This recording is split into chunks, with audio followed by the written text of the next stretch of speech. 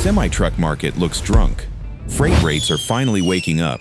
Used prices are firming. New Class 8 orders have surged. And yet plenty of owner-operators still look at a truck payment like it is a controlled substance. Dealer lots are not empty. Repair bills are not shrinking. And uncertainty around 2027 equipment is pushing fleets to make decisions earlier than they normally would. So is this a real recovery, a pre-buy, a used truck rebound, or one last expensive head fake? The answer changes depending on which truck you are standing next to. Before we break down the machines exposing what is really happening, subscribe to Smart Buy Motors. We cut through dealer hype, auction panic, and trucking fairy tales so you can see where the real money is moving before the market makes the decision for you. The Freightliner Cascadia is the closest thing this industry has to a market thermometer. When big fleets feel confident enough to replace equipment, Cascadia orders move. When they get nervous, the parking lots fill with white fleet trucks wearing old company decals. Right now, new Class 8 orders are rising sharply, but that does not automatically mean fleets are expanding, like it is 2021 all over again. Much of the demand looks more like delayed replacement. Carriers stretched trade cycles during the freight downturn, kept high-mileage tractors longer, and postponed spending while rates were weak. Now capacity is tightening, freight pricing is improving, and remaining 2026 production slots are getting attention. The Cascadia benefits because it is familiar, aerodynamic, widely supported, and easy for a large operation to standardize. But the real message is not boom. It is fleets can no longer postpone everything. That is a major difference. A true expansion cycle means companies are adding trucks because freight is exploding. A replacement cycle means they are buying because the old units have become too expensive to keep alive. Same order sheet, completely different story. Every new Cascadia delivered can also send an older tractor toward a dealer, auction, export buyer, or smaller carrier. So strong new orders can increase used supply at the same time, leaving certain older sleepers sitting even while the industry improves. Then you walk over to a late model Kenworth T680 and the market gets even stranger. Buyers spent the last few years waiting for used prices to collapse, and some expected dealer lots to turn into clearance aisles. Instead, clean, well-spec'd highway tractors are finding support. Average used Class 8 retail pricing moved above $61,000 in June with a noticeable monthly gain. That does not mean every used truck is appreciating. It means the market is becoming brutally selective. A T680 with sensible gearing, strong maintenance records, acceptable idle time, and the right engine can still command real money. A similar-looking truck with vague history, repeated after-treatment faults, or an awkward fleet specification can sit for months. Buyers are no longer paying for shiny paint and a polished fuel tank. They are paying for evidence. The result is a used market, where the good units feel expensive, the questionable ones feel suspiciously cheap, and the middle is getting squeezed. That is why two T680s with the same year and mileage can carry wildly different asking prices without either dealer necessarily being crazy. Specification is becoming its own currency. A popular engine, common transmission, practical fuel capacity, and mainstream sleeper layout can improve financing and resale. An odd fleet setup may save the original owner money, yet narrow the audience later. The market is pricing future usefulness, not only past mileage. The International LT exposes the other side of that split. There are plenty of fleet-spec tractors that look affordable enough to tempt a new owner-operator, especially when the payment appears manageable beside a premium badge alternative. But the purchase price is only the cover charge. What matters is what happened during the truck's first life. Was it serviced on schedule? Did it idle endlessly? Were emissions faults repaired correctly, or merely cleared long enough to send it down the road? Is the automated transmission behaving normally under load? A cheap LT with complete records, a healthy powertrain, and a dealer that actually stands behind it can be a legitimate working tool. A neglected one can turn into a rolling subscription service for sensors, derates, and shop invoices. This is why some trucks remain parked even while the broader used market firms. Buyers have learned that a low sticker can be the most expensive number on the windshield. The market is not rejecting International as a brand. It is rejecting uncertainty, and former fleet tractors carry more uncertainty when the paperwork is thin. Support matters more than internet reputation. An LT operating near a competent dealer or independent shop that knows the platform may be far less risky than the same truck based hundreds of miles from proper diagnostics. Service geography changes value before a wrench touches it. A Peterbilt 579 reveals a problem that has almost nothing to do with the truck itself: financing. Two nearly identical tractors can produce completely different business outcomes depending on the interest rate, down payment, warranty, insurance quote, and how much cash remains after closing. The 579 usually has an easier time protecting value because it carries a desirable badge, a strong dealer network, and a cabin many drivers actually want to live in.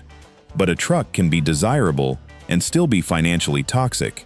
If the payment demands perfect weeks, perfect fuel prices, and zero downtime, the buyer did not purchase a business asset. He purchased a stress machine with polished aluminum that is keeping many small operators cautious even as market headlines improve. They are not only asking, "Can I buy this truck?"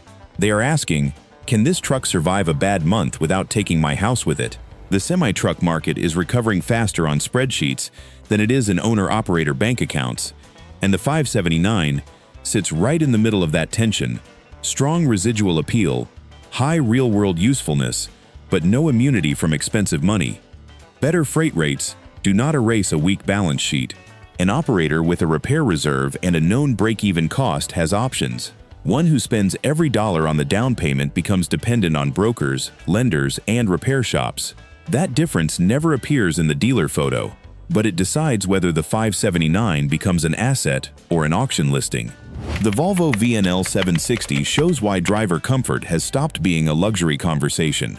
Large fleets used to sell fuel economy and maintenance costs to the accounting department, then hand the driver whatever cab happened to be available. That formula becomes much harder when experienced drivers have choices, and replacing them is expensive. A modern VNL offers the kind of quiet cabin, sleeper space, visibility, automated driveline integration, and highway manners that can make a driver less eager to jump to another carrier for a small raise. That matters, because tighter capacity is not only about how many tractors exist, it is also about how many qualified people are willing to operate them. Fleets are now buying productivity, retention, and reduced fatigue along with the truck. This helps explain why newer aerodynamic sleepers can attract demand even while old-school drivers complain that every modern cab looks like a refrigerator with headlights. The shape may not stir the soul, but if it saves fuel, reduces turnover, and keeps the truck moving, the fleet sees money. In today's market, comfort is not chrome. Comfort is an operating strategy. The trade-off is complexity. Cameras, radar, electronic controls, integrated powertrains, and advanced emission systems can improve safety and efficiency, but they also demand trained technicians and disciplined maintenance. Fleets with software, diagnostics, and parts support can extract the benefit. Without that support, the same technology can become an expensive mystery. The Mack Anthem makes another point that gets lost whenever people talk about the trucking market, as if every truck hauls the same freight. Long-haul dry van, regional distribution, dedicated contracts, port work, industrial freight, and construction-linked routes can move in different directions at the same time. An Anthem working predictable regional lanes may be a safer asset than a glamorous long-nosed sleeper chasing uncertain spot loads across the country. It can return to the same terminal, use the same shop, run within a controlled fuel network, and generate revenue from freight that was negotiated months ago. That is not as romantic as a chrome-covered owner-operator rig parked under neon lights. But romance does not make the payment. The market is rewarding operations that know exactly what the truck will do before they buy it. Fleets are becoming less interested in the mythical do-everything tractor and more interested in equipment matched tightly to a lane, trailer, maintenance system, and driver schedule. The Anthem is a reminder that the strongest part of the market may not be the loudest part. Even the sleeper decision changes with the lane. A company that brings drivers home several nights a week may prefer a lighter, less expensive configuration and spend the savings elsewhere. A carrier running irregular long-haul freight needs living space and storage because the cab becomes an apartment. The market is no longer paying equally for features that do not match the route. Move away from highway sleepers, and the Kenworth T800 appears to belong to a completely different economy. That is because it often does. A properly configured T800 may be pulling a lowboy, hauling aggregate, supporting oil field work, carrying a dump body, or operating in severe duty conditions, where an aerodynamic fleet tractor would last about as long as a paper umbrella in a car wash. Vocational trucks are valued by specification, not merely by age. Axle ratings, suspension, wheelbase, frame setup, gearing, cooling capacity, PTO provisions, and body compatibility can matter more than whether the odometer looks friendly. This creates a market where an older, well-built T800 can remain expensive because replacing its exact configuration is difficult and new equipment costs are painful. It also means a buyer can make a huge mistake by purchasing the right model with the wrong spec. The T800 proves there is no single semi-truck price trend. Highway fleet tractors may soften, while specialized work trucks hold firm. One is a commodity, the other is a tool built for a specific job, and specific tools rarely get cheap when people still need the job done. Replacement cost strengthens that logic. Building a new vocational truck with the correct axles, frame, hydraulics, and body takes money and time. A sorted used unit that can work next week may be worth more than its age suggests, especially when revenue is already waiting. The Western Star 5700XE lives in one of the market's oddest neighborhoods. It is aerodynamic enough to work, distinctive enough to attract owner-operators, and uncommon enough that pricing can be inconsistent. A dealer may love it because it stands out beside a row of identical fleet sleepers. Another dealer may discount it because there are fewer easy comparisons and a smaller buyer pool. That makes trucks like the 5700XE harder to value from a laptop. The right unit, with a familiar Detroit powertrain, clean history, and tasteful specification, can offer a lot of long-haul truck for the money. The wrong one can become a niche machine waiting for a niche buyer, while floor plan interest quietly eats the dealer alive. This is happening across the market. Common trucks are easier to finance, price, repair, and resell, while unusual trucks can swing between bargain and liability. Individuality still has value, but liquidity has value too. A truck that everybody recognizes may sell faster than one everybody photographs. In a cautious market, speed of resale can matter almost as much as pride of ownership. Body-specific parts deserve attention as these trucks age. Mechanical components may be shared with far more common Daimler products, while a unique hood panel, interior trim piece, lamp, or fairing can require patience. The buyer must price rarity both ways, special when selling the dream, inconvenient when a deer removes half the front end. Then there is the Freightliner Columbia, the truck nobody puts on a bedroom poster but thousands of businesses have used to make very real money. Older Columbias are getting another look because the gap between affordable truck and affordable business has become enormous. Parts availability is broad, many shops understand them, and certain pre-emissions or early emissions configurations are simpler than the newer equipment buyers are trying to avoid. But age does not disappear just because the engine starts cleanly. Wiring, air systems, cab mounts, HVAC, suspension bushings, corrosion, steering components, cooling systems, and decades of improvised repairs can turn a cheap workhorse into a full-time restoration project.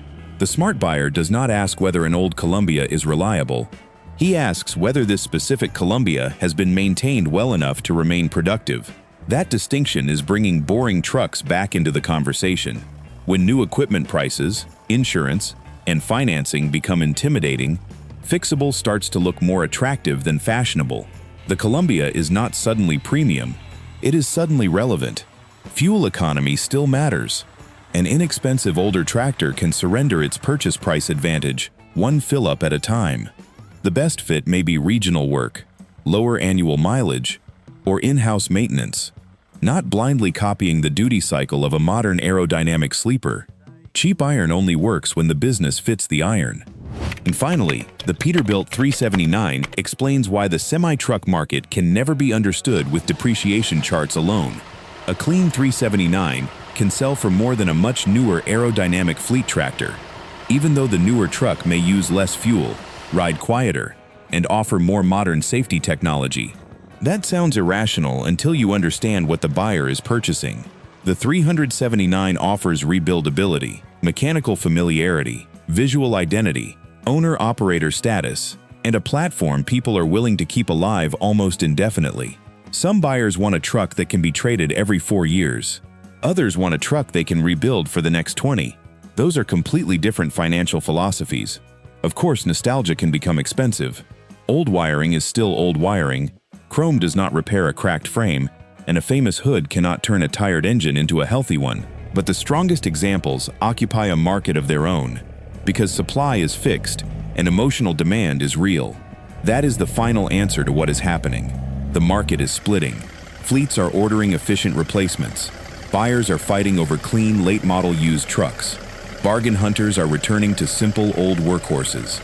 Specialized equipment is holding value, and iconic trucks are behaving more like collectible tools than depreciating assets.